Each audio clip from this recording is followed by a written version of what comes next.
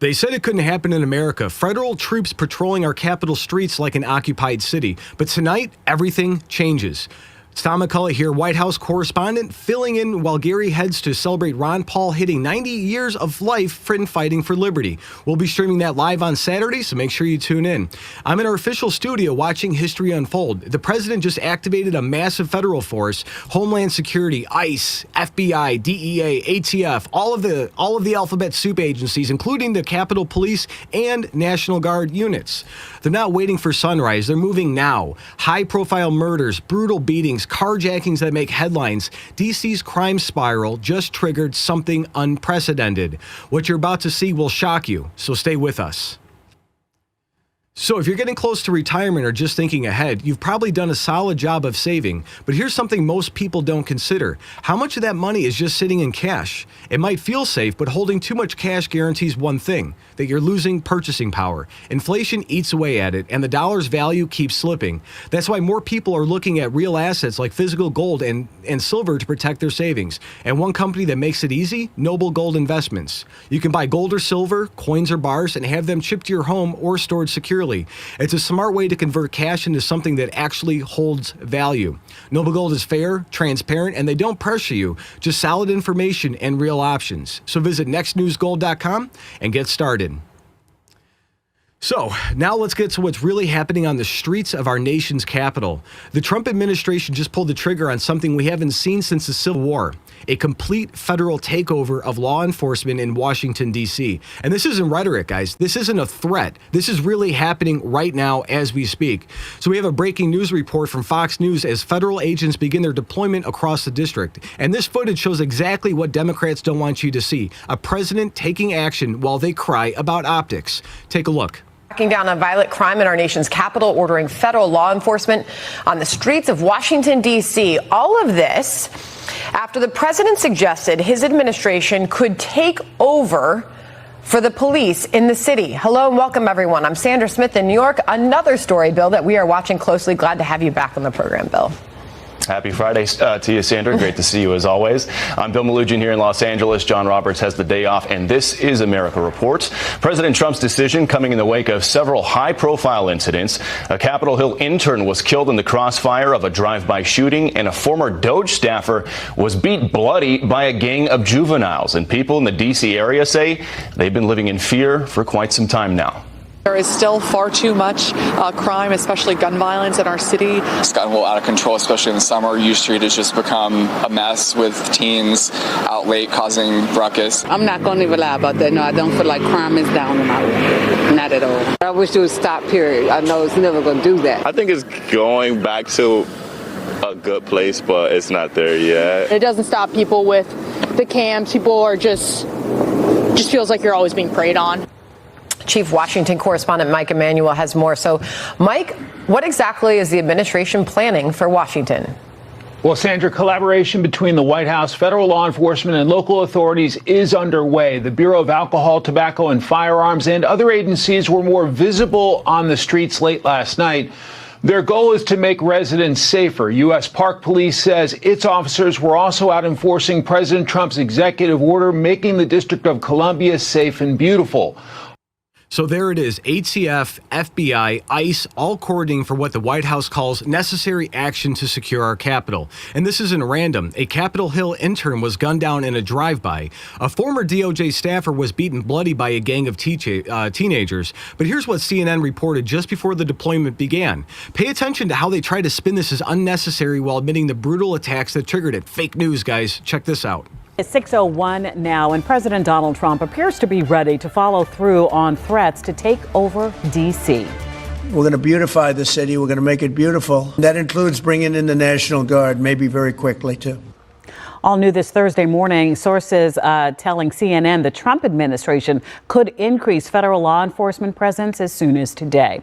Randy Ayala is live outside the White House with more on what this would look like and the impact it might have on D.C. and its residents. Randy.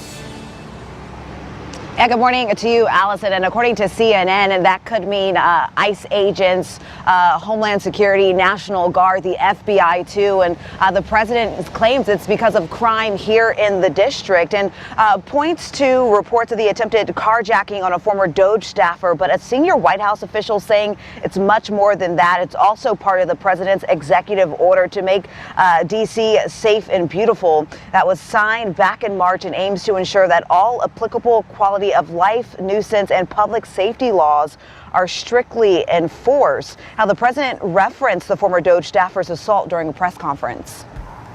What a shame. The rate of crime, the rate of muggings, killings, and everything else, we're not going to let it.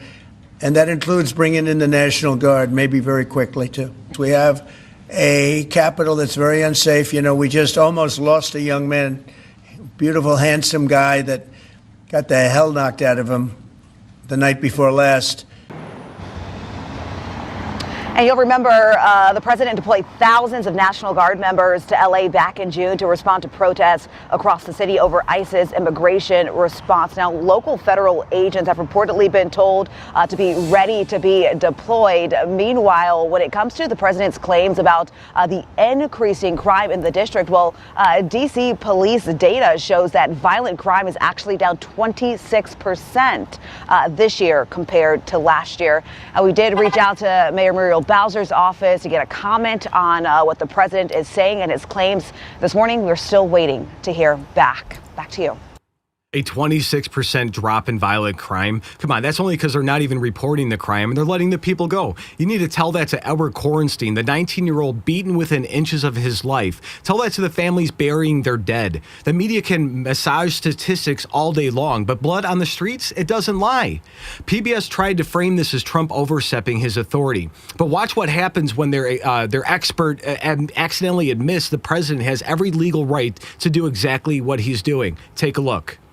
That's right, Jeff. On Tuesday, the president posted a photo of a bloodied 19-year-old Edward Coristine. After he'd apparently been attacked by a large group, two 15-year-olds are now in custody.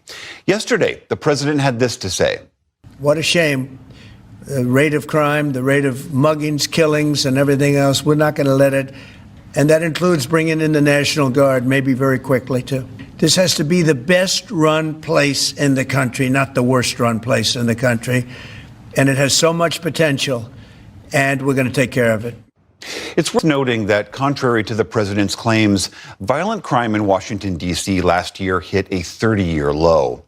But for more on this, I am joined by George Derek Musgrove. He's an associate professor at the University of Maryland and author of the book Chocolate City, A History of Race and Democracy in the Nation's Capital. Derek Musgrove, welcome to the NewsHour. Thanks for having me. How seriously should we take this notion that the president has put forward that he's going to send the National Guard in to take over the police? I think quite seriously, for two reasons. One is that the president has been quite consistent in this regard. I mean, this claim is actually in the GOP platform. And the president has repeated it over and over again, his first term and now in his second. The other is that the president has a great deal of power under the Home Rule Act. He has control of the National Guard. He can send it in. He's actually able to take over the Metropolitan Police Department for a period of about 30 days. Did you guys catch that? Under the Home Rule Act, the president can control the National Guard and take over the Metropolitan Police for 30 days. This isn't a power grab. It's using constitutional authority that's been there since 1973. Congress gave the president this power. Now he's using it. The deployment is already underway. Live Now from Fox captured this statement from White House Press Secretary Caroline Leavitt as federal officers hit the streets. Take a look. Let's stay in Washington. Live picture there at the White House. It's almost 10:30 there on this Thursday night in our nation's capital. Remember, here on Live Now, we've been talking about some of these recent instances of crime there in the District of Columbia that have caught President Trump's eye, so much so that he has talked about taking over control of the district, getting rid of home rule for the district, having some type of enhanced federal presence there in the district to tamp down on some of this crime. Well, that is happening. We have a statement in from Caroline Leavitt, White House press secretary. She says this: Washington, D.C. is an amazing city, but it has been plagued by violent crime for far too long. President Trump has directed an increased presence of federal law enforcement to protect innocent citizens. Starting tonight, there will be no safe harbor for violent criminals in D.C. President Trump is committed to making our nation's capital safer for its residents, lawmakers, and visitors from all around the world. Well, let's go out now to the streets of D.C. Fox 5 D.C. reporter Josh Rosenthal. He joins me. Josh, good to see you here. This is just breaking in the last few minutes here, isn't it? What is this enhanced presence going to look like here? Oh, well, Andrew, thank you for having me. I'll put it to you like this. We're in the Foggy Bottom neighborhood of D.C. This is right on the edge of George Washington University's campus. Typically, busy place like this, you would see D.C. police, maybe GW police right across the street over there, Metro stop. You'd probably see Metro Transit police. Now, though, it appears as though we're going to be seeing an even larger law enforcement presence beginning at midnight. So the only people upset about this are the Democrats on TV. And when the residents of Washington, D.C. hear that there is no safe harbor for violent criminals, that's the message. Starting at midnight, federal officers in marked units will patrol tourist areas and crime hotspots. Not for a day, not for a weekend, for a minimum of 7 days and probably longer, knowing Trump. And here's what the media won't tell you. Local NBC inadvertently revealed the massive scope of this operation while trying to downplay it. Watch this clip closely. Really watch it. Take a look. President Trump, it's not a secret how he feels about violence in the city, and it's resulted in this. We are outside of Union Station this morning because the White House says you can now expect to see more police presence in touristy areas of D.C. In fact, there were several things announced by the White House yesterday. Check it out. For the next 7 days, and potentially longer than that, you can expect to see federal officers in marked units patrolling what the Trump administration is calling high-traffic tourist areas and other hotspots. We are not sure exactly what those hotspots are. The increase in law enforcement presence is supposed to start each night at midnight. We are talking quite a few agencies here, guys, just to name a few of them. Metro Transit Police, Amtrak Police, U.S. Capitol Police, the DEA, and the FBI. Look here, the ATF Washington office, that's the Bureau of Alcohol, Tobacco, Firearms, and Explosives. They posted this picture just before 2 a.m. this morning, showing them apparently pulling over a car along Georgia Avenue. Tony Millette, this is obviously not the first time that we have heard the president talk about Washington, D.C. as a city. By now you know he has threatened to take over Washington, D.C. And as we wait to see what happens there, one thing is for sure, you will definitely see an increased police presence for at least the next 7 days, guys. So when you hear the all-of-government approach, you guys don't normally think that it's Metro Transit Police, the Amtrak Police, U.S. Capitol Police, DEA, FBI, all of them working together. But under the Trump admin, that's what you get. You get everybody working to protect people. And that ATF photo at 2 a.m., they're already making arrests. This isn't theater. This is a coordinated federal response to a city that local Democrats let spiral out of control. But not everybody is opposing this.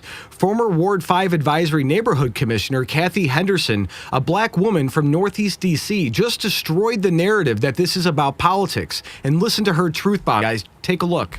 This isn't a partisan issue. This is a public safety issue. Former Advisory Neighborhood Commissioner Kathy Henderson welcomes extra law enforcement in her neighborhood, which includes Benning Road Northeast. It has struggled with a resurgence in drug and violence problems in recent years. She says she supports the request that U.S. Attorney Jeanine Pirro made to the D.C. Council today. Pirro asks them to reconsider 3 laws dealing with young offenders: the Second Chance Amendment, the Incarceration Reduction Amendment, which is coupled with the Second Look Act, and the Youth Rehabilitation Act, in order to toughen penalties on people under 25 who commit violent crimes. We have an individual that committed a murder when he was 16. Because of the legislation, he was given a sentencing reduction. So he was allowed early release. This person whom we wrote a community impact statement for, and we submitted it recently to the court, he committed another homicide. And guys, she said it. This isn't partisan. This is public safety. A 16-year-old murderer got early release and killed again. That's the reality of DC's soft on crime policies. And the same soft on crime policies everywhere in the country where Democrats hold power. This is why federal intervention is necessary. And Stephen Miller did not mince words on why this is happening. His comparison will shock you, but the data, it backs it up. Check this out. The president has been very clear that he is going to take the action necessary to secure the city of Washington for the people who live here, for all the American people and all who visit here. It's our capital city. It is more violent than Baghdad. It is more violent than parts of Ethiopia, parts of many of the most dangerous places in the world. It's really shocking if you actually look at the graph that has been shown comparing parts of some of the most dangerous failed states in the world compared to D.C. D.C. is more violent, and so he's going to do what's necessary to make sure our nation's capital is safe for all Americans. I want all of you to wrap your heads around this. D.C. is more violent than Baghdad. Let that sink in. Our nation's capital, where laws are made, where tourists bring their children to see democracy in action, more dangerous than a war zone. So if you guys got value from this report, tap subscribe. My final thought is next. So this isn't about politics anymore. It's about survival. When 19-year-old Edward Coristine gets beaten to a bloody pulp by a mob, when drive-by shootings take out Capitol Hill interns, when carjackings happen at the steps of power, we've crossed a line. The same Democrats screaming about this federal intervention are the same ones who let D.C. rot from the inside out. They prioritize criminal rights over victim rights. They chose ideology over safety. Now Trump's choosing action over excuses. For decades, politicians talked about making D.C. safe while bodies piled up. Trump's not talking, guys. He's deploying federal agents, National Guards, the full weight of constitutional authority. And here's my question for you. Should the president have waited for more innocent blood before taking control of D.C.? Yes or no? Drop your answer in the comments. And while you guys are fired up like I am, check out our merch shop link below. Show the world where you stand with law and order.